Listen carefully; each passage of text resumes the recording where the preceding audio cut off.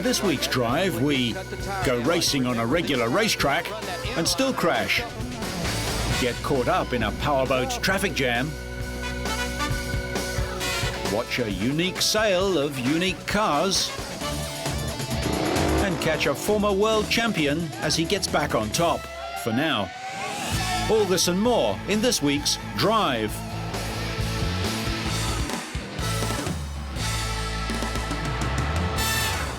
We start in Sao Paulo in Brazil, also known as the New York of South America, a bustling city of 18 million, most of them passionate about sport.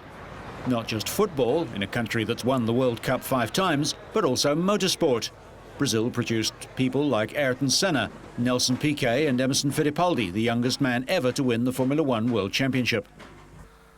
I think today is our 10th launch, and we are in Brazil. Maybe one of the most important nations in our series because of the passion it brings to the sport and the history of motorsport in Brazil. So far, A1 Grand Prix has announced 16 of the 25 national teams that will race in the inaugural season of the World Cup of Motorsport. With only 9 spaces left on the grid, the competition is fierce between 14 countries, all vying to secure a space for their team. Fittipaldi and footballer Ronaldo are the public face of Brazil's A1 entry. At the launch ceremony, Ronaldo talked of his pride in being given the opportunity to represent his country again at an international level. First of all, it's a big challenge to represent Brazil once again, but in a different sport, and one with a tradition just as big as football. And I hope to win this challenge. I'm very proud to be part of this new competition, and I hope to be able to translate this great desire to the Brazilian fans so that the whole Brazilian nation will support our car and we will achieve great success. Fittipaldi is pleased that drivers will be selected solely on ability, and so up-and-coming men and women can have a realistic hope of making it to the top levels of motorsport. If you think about in Grand Prix racing now, Formula One, you only have like 3-4 seats that you can win available for the whole world. And through the A1, we are going to create in Brazil a new dream for the youngsters to dream one day to drive A1, and they know the access will be much easier. We'll be there available for any Brazilian driver that's good, that has the qualities, that has the performance to join us. Possible how many potential world champions are driving now around us here in São Paulo, and we don't know, but we have to find them. And I think A1 we have a good chance to find them. Ronaldo and Fittipaldi bring with them a potential 182 million fans with the involvement of the world's 6th largest country. I think it is a great opportunity for Brazil, being one of the countries with a large history in motorsports. It is also a country that has a fantastic generation of world champions in Formula One, with Emerson, with Ayrton and with Nelson, and I think that A1 will definitely become a very, very patriotic project for Brazilians, and is something they will get deep into their hearts. It's a country that loves sport and has a huge passion to win, and I'm sure that A1 will benefit from the project here in Brazil. Also, they have a great car, a most beautiful car. Designed around the concept of a level playing field in motor racing, 25 national drivers will compete in identical cars, relying wholly on their skill. Unlike Formula One, in A1 there are no electronic driver aids. The 12-race program begins on September the 25th at Brands Hatch in the UK. Over in California, the NASCAR drivers were tackling just one of 2 road race tracks as opposed to their more usual oval raceways. 3 laps into the race, Dale Earnhardt made contact with Mike Bliss and cut his right rear tyre. That sent Earnhardt into the wall, although his crew made repairs and he was able to continue. When you cut one down, you're on the rim. Yep, that's exactly what happened. Halfway through the race, on the 55th lap, Casey Kane tangled with Brian Vickers and slammed into the wall, bringing out the 4th caution flag. Then on lap 59, as the cars made their way round a corner much tighter than they're used to, PJ Jones and Kyle Petty got closer than they'd like. After they'd made contact, Brian Simo pulled Carl Edwards into the melee. Yeah, in the 33. Yeah. drove him right into it. Right here, Jimmy's With 42 laps left, Jimmy Johnson made contact with Dale Jarrett as he tried to pass and spun. Johnson finished 36th, and combined with Greg Biffle's 14th place finish, his bad day cost him the series lead that he'd held since the 4th race of the season at Atlanta. Biffle now leads by 22 points heading into the next race at Daytona. In the end, it was Tony Stewart who took his 20th NASCAR victory and his 4th on a road race track. He won despite a failing gearbox that jumped out of gear, so he had to steer one-handed in 3rd and 4th. Stewart started 7th, worked his way up to 2nd and pushed Gordon hard before the leader slowed. From then on, the 2002 champion was easily the fastest car on the track. For the 5th time in 6 years, a car was knocked out of the Champ Car Grand Prix of Cleveland after a crash in the Burke Lakefront Airport course's famed first turn. Ryan Hunter-Reay and rookie Bjorn Wertheim made contact, and Hunter-Reay was out of the race with a broken front suspension. Race officials had said that they would place an orange construction barrel in the opening turn to help stop drivers from diving to the inside at the end of the opening straight. However, the barrel wasn't there. Race director Tony Cotman decided to trust the drivers to behave. A short time later, the 6'1" former Jaguar Formula One driver Justin Wilson cut the turn too tightly and spun into Mario Dominguez. Wilson kept his car running, turned it round and went on to finish 7th. Mario also regained the track, but his day was to get worse. Dominguez got into trouble again on lap 38. After the contact, he limped around and into the pits with a broken wishbone to confirm the damage was too extensive to repair quickly, and his day was over. Then on lap 50, Bjorn Wertheim understeered off the racing line and slammed into the wall, and his day was over too. Paul Tracy avoided trouble to win for the first time since 1993. It was a big difference from a year earlier when Tracy was hit from behind in the Teixeira's first turn and knocked out of the race just seconds after it began. Starting from pole position, Tracy finished 3.1 seconds ahead of AJ Allmendinger, who was stretchered from the track after a crash in qualifying. He was cleared to race by medical personnel just hours before the start, taking his best finish in 2 years. Tracy earned 31 championship points and leads the series with 128, one more than defending champion Sébastien Bourdais.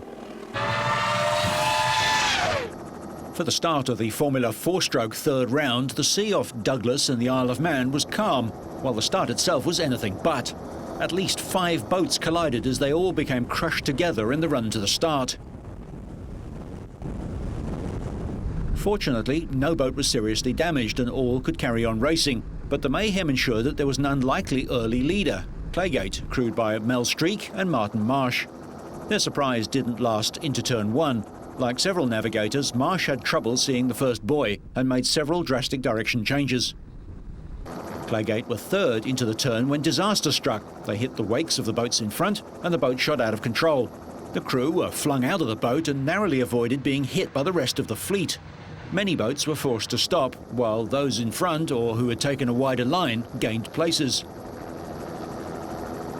Within a couple of laps, Fat Boy Racing was in the lead, having overtaken Build Base and maintained their lead despite a challenge from Ray Marine, who'd worked their way up from last place.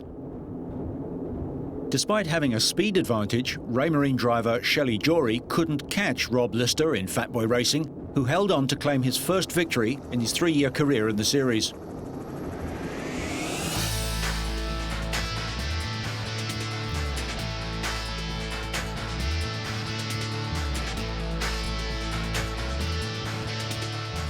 An unprecedented auction of historic Ferraris and Maseratis was held at Maranello recently, and Ferrari loaned their new logistics centre building for the event. Included were some of the most celebrated Ferraris, including the F2004 driven by Michael Schumacher in the first 5 Grand Prix races of 2004, all of which he won. Also up for sale by Sotheby's were 40 rare road and competition cars from the 1930s to the present day, as well as road and racing memorabilia. Though Ferrari's F1 cars have appeared at auctions before, Bonham sold Schumacher's 2000-year car in Monaco last year for £1 million to a European collector. This is the first time Ferrari has offered a car from the past season. We have the Ferrari Formula 1 2004, which is a splendid car, a car selling now in 2005, only 1 year afterwards. That's unique. But the car behind me here, the 412S, as you can see, that's a beautiful car coming from across the Atlantic, being sold here in Italy. And there's another spectrum of nice range cars. There's a car over there, a Maserati, which maybe in value is not the most expensive car, but it used to belong to the Shah of Iran, so history-wise, amazing too. It's a wide range of cars. Ferrari built this unique 412S hot rod for American racing, one of the first Ferraris with disc brakes, using an engine from the single-seater Indianapolis Special. It was the most powerful Ferrari of its time and was raced twice by Phil Hill in 1958. The next year, Richie Ginther won a race at 181 miles an hour. The Shah of Persia was a great Maserati enthusiast and was instrumental in the creation of the 5000 GT, of which just 34 were built over 7 years. He wanted a very special Gran Turismo, powered by the 5-litre race engine of the obsolete 450S Sports Racer, a car that would be in keeping with his high status.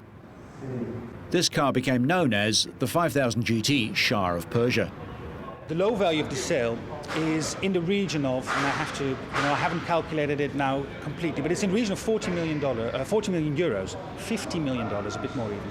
And we are thinking that, we're going to be selling quite a good amount of that, so it's going to be a spectacular sale. Under the body very similar to the racing cars, the 250 GT Coupe of 1956 was Ferrari's first true road car, and further road cars, derived from the long wheelbase 250 GT chassis, followed. When Ferrari first launched the short wheelbase 250 GT, it was available with alloy and steel bodies, the latter referred to as Lusso, being intended as a road car. Attendees at the sale also saw the Ferrari Research Centre at Maranello, usually off limits. Auctions are held all over the world, but we have never had one here in Maranello, the home of Ferrari. It is an interesting experience and an emotional experience to see these historically important cars that will pass from one collector to another, but will remain part of the heritage of our firm. Valued at €1 million, this unique Enzo Ferrari, number 400, was auctioned to raise funds for victims of the Asian tsunami, as suggested by Pope John Paul shortly before he died, and carries an engraved plate that reads, "This Enzo, the only one in the history of Ferrari, is a sign of solidarity for those that suffer, inspired by a great Pope, John Paul II." Driven by Phil Hill and Olivier Gendebien, this is the last front-engined car to win overall at Le Mans, impeccably documented, incomparable and absolutely unique. It is not one of the usual classic car auction houses such as Bonham's or Christie's that was chosen to conduct the sale. Sotheby's, who closed down its car department in 1999, landed the job thanks to the friendship between Ferrari MD Jean Todt and the auction house's American CEO, William Ruprecht. And Todd took an active role in the auction. And he said, "What about an auction in Maranello?" I said, "Fantastic." So he said, "I will give you lots of automobilia." I said, "That's not enough." And he said, "Okay, I will give you some cars." So this car, the Enzo. And I said, "This is not enough. I will have to add some private cars." He says, "Okay, but all the cars will have to be certified by our team." Aside from the Enzo and Schumacher's car, most of the cars and memorabilia belong to private collectors, mostly in Europe, North America and the UK. 80 lots of memorabilia included a steering wheel, complete with gearshift paddles, front wings, engine covers, entire engines and gearboxes, even early Le Mans trophies, and crash helmets used by drivers such as Eddie Irvine and Gilles Villeneuve. Almost everything. Very interesting is the 250 GT, and it's tremendous. The Formula 1 car, the 2004, it's the best you can buy. And how does he feel about this auction? Because it's a bit different from the usual ones. Absolutely different, and I find it's fantastic because you never have the chance to see this logistic center here inside. So it's fantastic. Not surprisingly, Jean Todt was on hand at Ferrari's first ever in-house auction. The Hill Gendebien Le Mans winner is the only 4-litre Testarossa ever built. 5,200,000. Any advance at 5,200,000? If it is at 6,200,000, If we're all done, 6.200.000 euro, se non ci sono più di offerte, a 6.200.000, 6.200.000 euros, venduto. Il lotto 120 euros. The most expensive car of the auction, the 1958 412S, raced by Hill and Ginther, and with an estimated value of as much as €10 million, failed to sell as the owner didn't accept an offer of €7.1 million. 7.100.000, se non ci sono più di offerte, at 7.100.000, are we all done? 740.000, 740.000 with me. 60 with me, 760,000 still, 760. The car that Michael Schumacher drove to victory in 5 Grand Prix last year fetched €2.4 million. But to protect its secrets, the car will have to remain at Ferrari until January next year. Until then, the anonymous buyer will be able to drive it at Ferrari's private track. The F2004, the 50th Ferrari Formula One, crushed the competition with 16 Grand Prix wins and 14 fastest laps.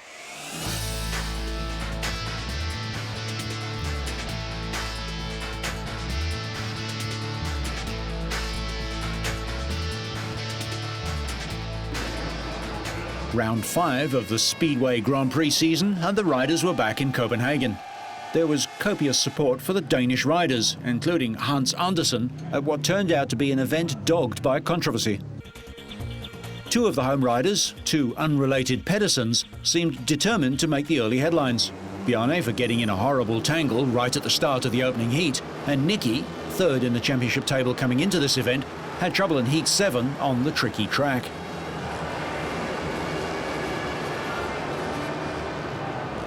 Worryingly, Bjarne's mishap seems to have set the tone for the night. Polish rider Tomasz Krasnowski was another victim of the temperamental tape in Heat 10. At one stage, Heat 14 looked as though it might be the final race of the night. A huge delay built up as first Greg Hancock, then Lee Richardson, following the restart, found themselves fouled up at the start line.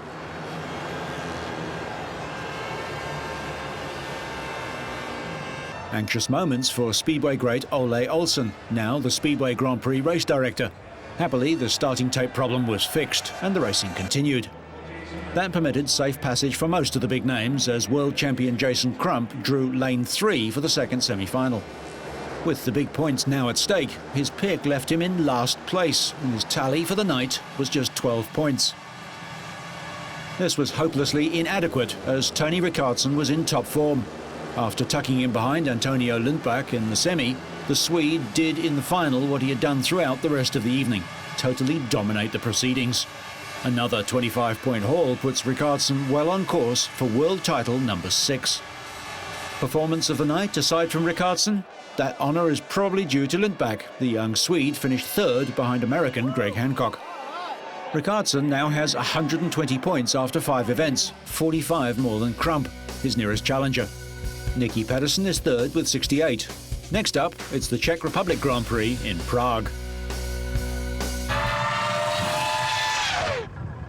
After rounds in Japan and America, the World Outdoor Trials Championship returned to Europe for its busiest period of the year, the Grand Prix of Andorra starting a 4-week run that will see 3 rounds in quick succession. The early battle of the day was between Takahisa Fujinami and Doug Lamkin, with Lamkin finishing the first lap in the lead with a 2-point cushion over his Montesa teammate. Adam Raga and Albert Kabastani were a further point behind Fujinami. Lamkin had a confident showing through the first 4 river sections, but he was soon to lose his advantage as he made 2 mistakes in sections 5 and 6. Even so, it was only an incredible closing lap by Raga that was enough to prevent Dougie taking the win. A mere 10 marks dropped in the second lap by Raga, compared to the 13 dropped by Lamkin, was sufficient to tie the competition and decide the win on the most number of clean sections. And that saw Raga prevail by a single section. Another Spaniard, Kabastani of the Sherco team, and reigning outdoor world champion Fujinami of the Montesa HRC squad, battled for the remaining podium place, won eventually by Kabastani. Raga's victory comes after a poor performance in the previous round in America, and now he's back in a position to challenge for the championship.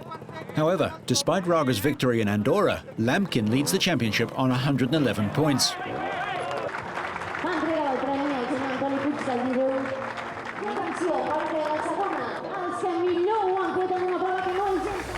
In a highly unlikely scenario, Raga, Kabastani and Fujinami are all tied in second place in the standings, 2 marks adrift of Lamkin on 109 points apiece.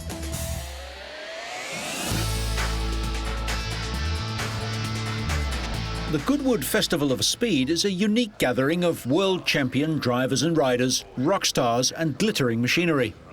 It's held in the glorious settings of Goodwood House, home to the Earl of March, which is situated in the English county of Sussex. Weather conditions for most of the weekend for this, the 13th running of the festival, were ideal, dry and bright. Around 150,000 fans visited over the 3 days, eager for the chance to get close to their motorsport heroes. From 1909, the mighty Blitzen-Benz has a 21-litre 4-cylinder engine and set the world land speed record at 135 miles an hour. The Venturi Fetish electric sports car reaches 170 kilometres an hour and is already on sale at a price of €540,000. One of the most popular attractions for the fans were the Formula One cars. Among those taking part this year were the Ferrari team, along with Jenson Button, Fernando Alonso and David Coulthard. Emerson Fittipaldi, fresh from launching his A1GP team, drove his old Lotus 72. Takuma Sato wisely used last year's BAR Honda to road and grass test his Michelin tyres. It's good for people to get so close to the action. You know, there's stuff here that I haven't seen before, and it's good. You know, I'm not so sure about riding one of these things up the garden path, but you know, we'll roll up, and it's a great event. Catch up with a lot of people, so good to be here. Mick was reunited with one of his title-winning Honda two-strokes. 17 times world champ Giacomo Agostini rode one of the late Barry Sheen's Yamaha races. If you get the opportunity to drive the cars you do and meet the drivers that you haven't seen probably in your life but have read about them, find yourself on the same scorecard, it's fantastic. From the pages of racing history came the Works Mercedes-Benz 300 SLR, in which Sterling Moss won the Mille Miglia exactly 50 years ago. His navigator, journalist and world sidecar champ Dennis Jenkinson died in 1997. The car means an awful lot to me, and being here with so many enthusiastic people coming along on this fabulous family day out, I think it's wonderful. But Charles March, I think he's done an incredible job. As his grandfather, the Duke of Richmond, would be very proud. Britain's 2 current Formula One drivers are Red Bull Racing's David Coulthard and Jenson Button of the BAR Honda team. It's an enjoyable event. It's nice to be able to wander around and mingle and as a fan of the sport, look at the different cars. It's absolutely rammed. I mean, I've never seen this many people here. And looking around at the cars, there's a Jensen Interceptor parked over there actually, which I might go and have a look at, which I'm a big fan of. So yeah, it's good to be here, and it's lots to see and do. Having been a serious contender with a string of podiums last year, Button has had much slimmer pickings this year, scoring just 5 points by mid-season. In contrast, Renault's Spanish young gun Fernando Alonso has won 5 races so far this year and leads the championship. It's good, obviously. We don't have this close contact with the fans in the Grand Prix, and it's a good feeling. Takuma Sato is having an even more dismal year than his British teammate, but he remains hopeful. I come back to Europe after being in America, and I think it's going to be very different for the Honda team.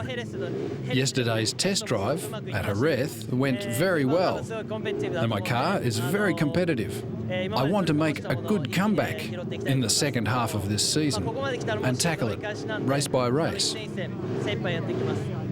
Goodwood, the 3-day garden party, is motor racing's equivalent of Ascot, Henley and Wimbledon all rolled into one. So whether you're looking for a new drive, falling off in unison, or just getting all tangled up, so you stay on track and up to speed, make sure you catch next week's Drive.